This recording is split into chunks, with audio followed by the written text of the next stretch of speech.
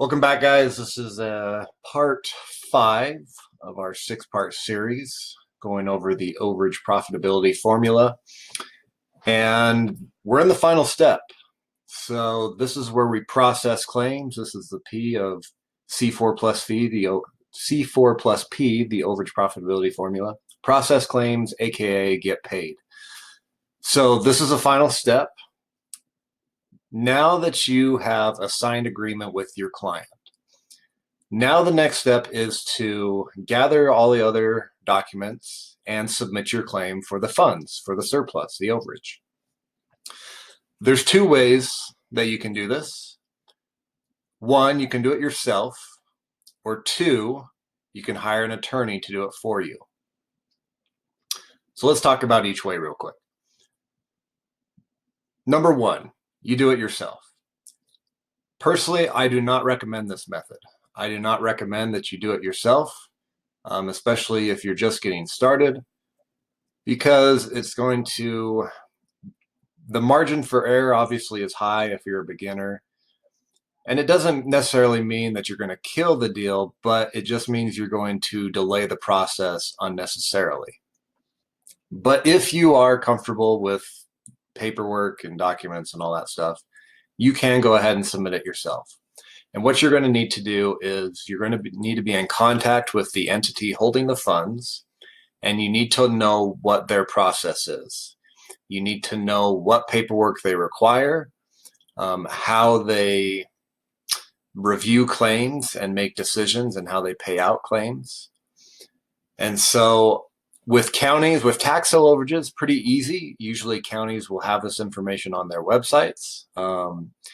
Good example, most counties in California, for example, have instructions on how to fill out claims.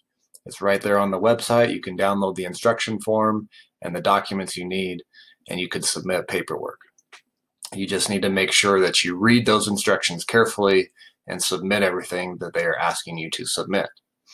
Mortgage overage is a little more different. You're going to be in contact with the courts or with the trustees, and you're going to need to know their process and what forms they require. Every state is a little different. Every county could be a little different. So the process is going to vary depending on where you are and what type of case you're working, whether it's tax, overage, or a mortgage surplus fund. So that's way number one. Second way is you hire an attorney. This is what I like to do personally in my business, and this is what I recommend all people to do, is to hire an attorney. Now you're probably asking yourself, well, why? Why do I need an attorney? Isn't that expensive?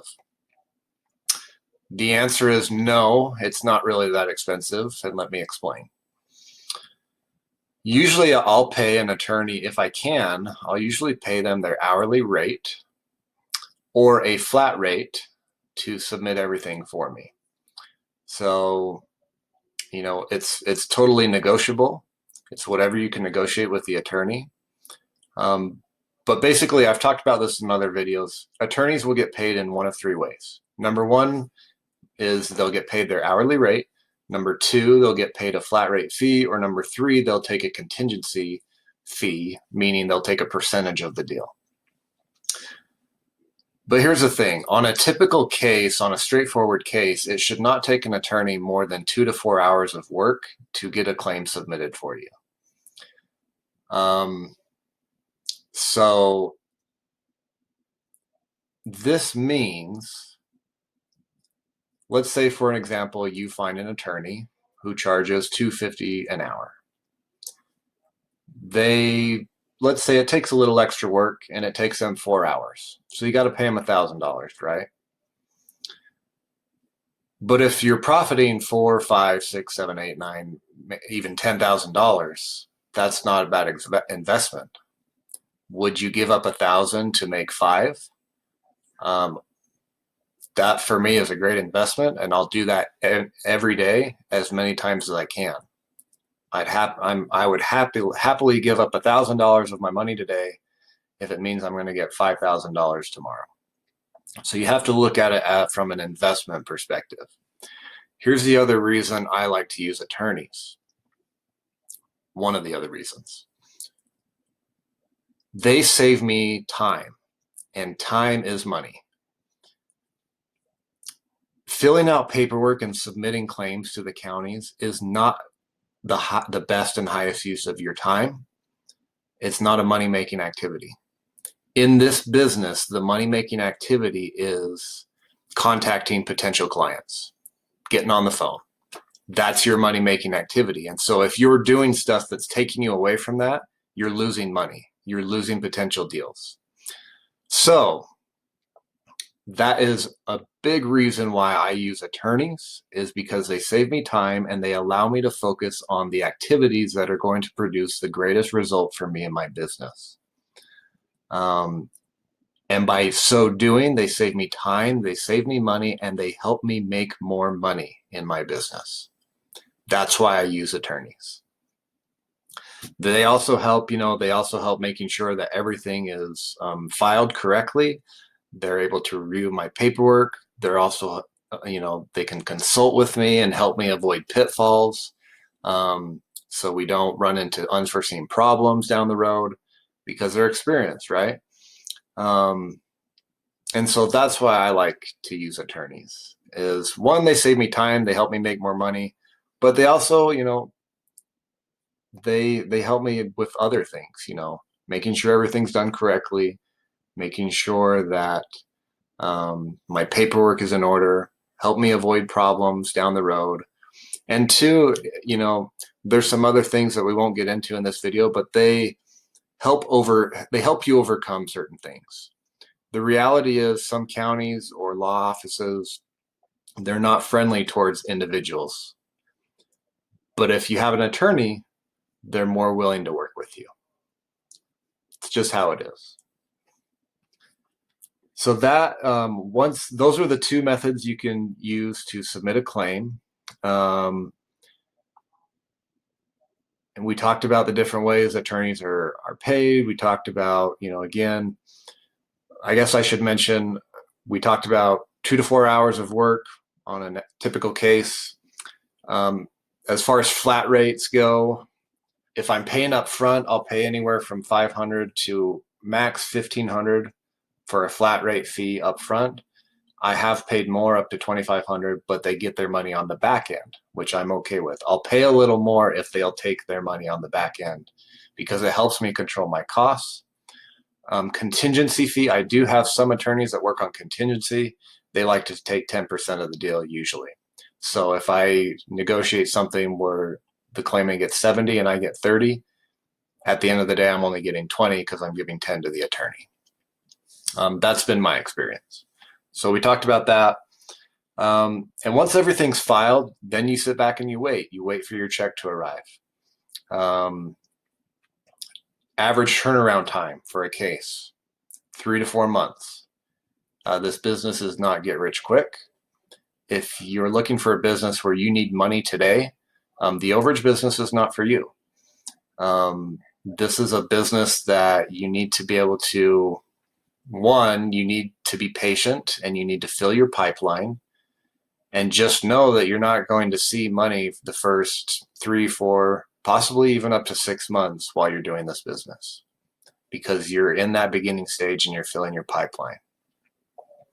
However, once you have your pipeline full, and if you are consistent, then you can create consistent income for yourself. And it's not uncommon to have 5-figure months in this business. I've done it several times. You just have to be consistent and keep your pipeline full. But just know that it's going to take at least 3 to 4 months for that check to come. Why does it take so long? Because we're dealing with governments and attorneys and banks, and they move on their own timeline. And unfortunately for us, that timeline is not a fast timeline usually. It's usually slow, methodical, and so that's why it takes 3 to 4 months. Government bureaucracy, red tape, all that good stuff. Now, once you get the check, it's time to celebrate a little bit. Most importantly, reinvest the majority of your funds. I mean, do what you want. It's your business, but make sure you're reinvesting money back into your business. at least a good percentage, right? Whatever that is for you. Try to put money back into your business for marketing, for attorneys, so that you can continue to grow and so that you don't stay at one single level. Okay. So reinvest back into your business. What else can I say? Usually when checks come, there's two ways that they'll come. I like them to come to my company name, and then I will pay the client out of that portion. That way I'm in control of the funds. Or sometimes the check will come to the attorney, and then the attorney can disperse the checks according to my fee agreement. So those are the two ways that I like to disperse the funds. Also, most importantly, once you get paid, get a testimonial from your client. Big deal. Always get testimonials, as it helps you to also grow and to establish credibility for yourself. And that's it, guys. That's pretty much this is the final step of the overage profitability formula. This is the system I've used to create a six-figure business while working part-time hours. We still have one more video. So in the next video, what are we going to cover? We're going to cover the how. How do you implement this formula to change your life? How do you implement this formula to create a new income stream for yourself? How do you implement this formula to, gain control of your time so that you can maybe work from home or set your own schedule? So you no longer, maybe you can fire your boss, whatever your goal is. How can you use this formula to achieve the goals that you're looking for in your life? That's what we're going to talk about in the next video and the final video of this 6-part series. So stay tuned for that. Probably the most important video. And that's all I have for you guys today. So hopefully that was beneficial. Leave your questions below, and we will see you in the next video. Thanks, guys.